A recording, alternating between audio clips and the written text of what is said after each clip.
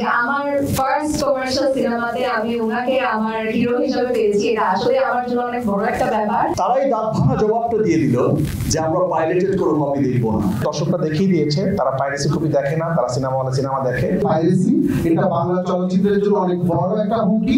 পাইরেসিকে সবাই না বলুন এবং আর যেন কোনো সিনেমা পাইরেসি কবলে না পড়ে, সে পাইরেসিকে সবাই না বলুন এবং আর যেন কোনো সিনেমা পাইরেসি কবলে না পড়ে, সেভাবে আমাদের সবাইকে সোচ্চার হতে হবে এবং সবাইকে সবার জায়গা থেকে প্রতিবাদ করতে হবে। আজকে আমার সিনেমা পাইরেসি হয়েছে, আপনি যদি আজকে মনে মনে হাসেন, কালকে আপনার সিনেমা পাইরেসি হবে। তো সবাইকে অনেক অনেক ধন্যবাদ আসার জন্য। Thank you. আচ্ছা, আমি আসলে সবার সাথে একই সুরে কথা বলতে চাই। যারা এসেছেন সবাইকে অনেক অনেক ধন্যবাদ। উইকেতে কষ্ট করে এসেছেন, সেই সাথে আমাদের গণমাধ্যম কর্মীরা যারা আছেন তাদেরকেও ধন্যবাদ এবং দর্শকদেরকে স্পেশালি একটা থ্যাংক ইউ পাইরেসি এগেইনস্টে এত শক্ত একটা অবস্থান নেওয়ার জন্য।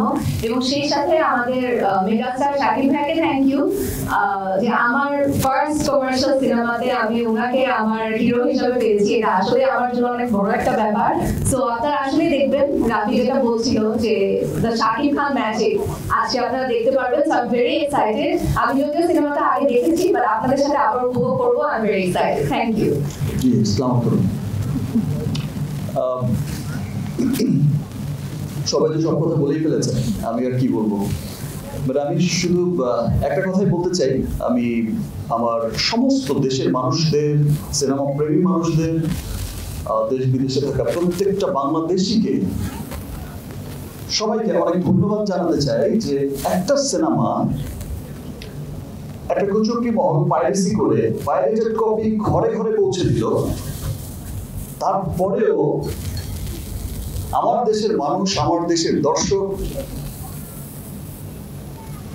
তারাই দাঁত ভাঙা জবাবটা দিয়ে দিল যে আমরা পাইরেটেড কোনো কপি দেখবো না।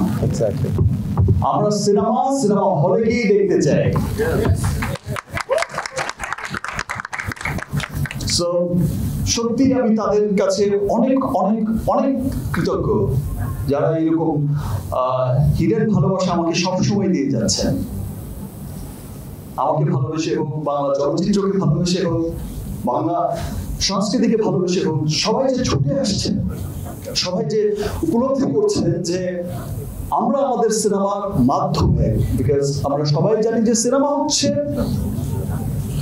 সবচেয়ে শক্তিশালী একটা মাধ্যম, যেখানে মানুষ বিনোদনের মধ্য দিয়ে তার দেশ, তার কৃষ্টি, কালচার, তার সভ্যতা, তার সমস্ত কিছুকে পুরো বিশ্বের কাছে তুলে ধরে। সবার প্রতি অনেক অনেক কৃতজ্ঞতা।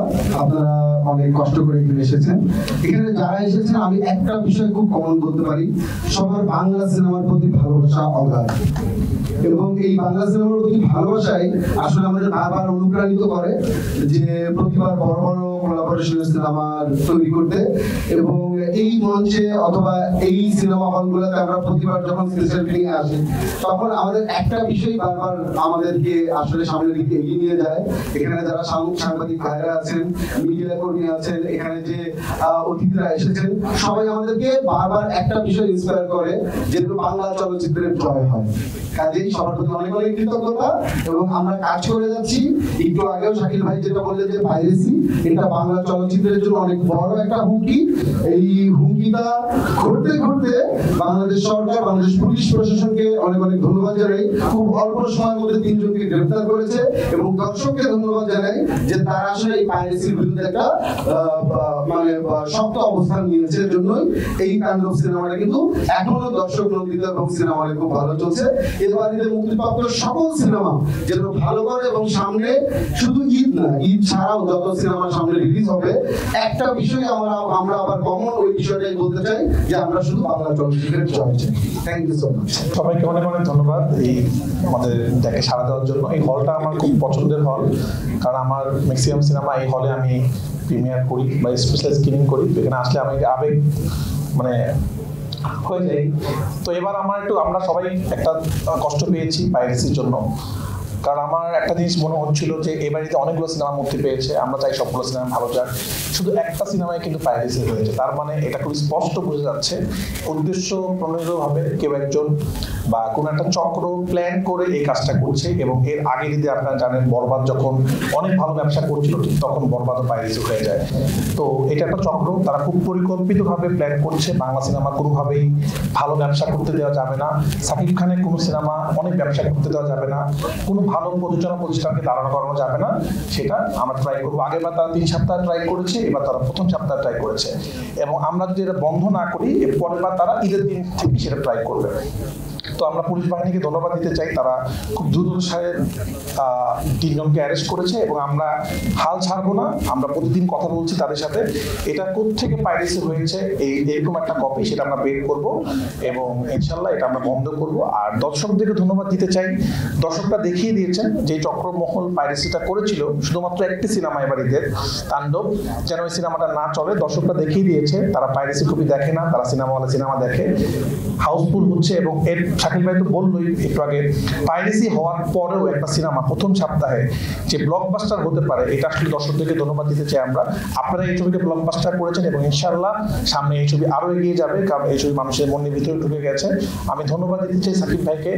আসলে সাকিব ভাই না থাকতে উনি যে আপনারা কিছুক্ষণ মধ্যে দেখবেন যা দেখিয়েছেন সিনেমাতে, সাকিব ভাই না থাকতে তাণ্ডবটা হতো না। এবং সাকিব ভাইয়ের ফ্যানরা তারা দেখিয়ে দিল আসলে একটা সিনেমা পাইরেসি হওয়ার পরেও যে একটা সিনেমা হলে হাউসফুল হতে পারে, মানুষ এইরকম ক্রেজিনেস। আমি তো খুবই ভয় পেয়ে গিয়েছিলাম যে এখন সিনেমাটা মানুষ বাসায় বসে দেখে ফেলবে, কিন্তু মানুষ যেভাবে দেখছে দেশে এবং বিদেশে। এবং কালকেও সাকিব ভাইয়ের সাথে আমি গুলশানে একটা জায়গায় চুল কাটতে গিয়েছি, তো ভাইয়ের সাথে আমি একটা কথা বলে দিলাম, পুরো একটা গ্রুপ তারা সবাই তাণ্ডব দেখেছে। এবং ভাইয়া যে কথাটা বললো, তাণ্ডব এমন একটা সিনেমা যে সিনেমা গুলশান বনানী থেকে শুরু করে গুলিস্তান থেকে শুরু করে গ্রামের প্রত্যন্ত অঞ্চল এবং আমেরিকা, অস্ট্রেলিয়া, কানাডা সবাই একসাথে দেখছে এবং সবাই পছন্দ করছে। তো সবাইকে ধন্যবাদ দিতে চাই, পরিশেষে আমার টিমকে ধন্যবাদ দিতে চাই, যারা না থাকলে আমার সিনেমা হতো না। সবাইকে অনেক অনেক ধন্যবাদ। সিনেমাটা দেখেন, আপনাদের ভালো লাগলে আপনারা সবাইকে বলবেন। এবং একটা কথা বলবো,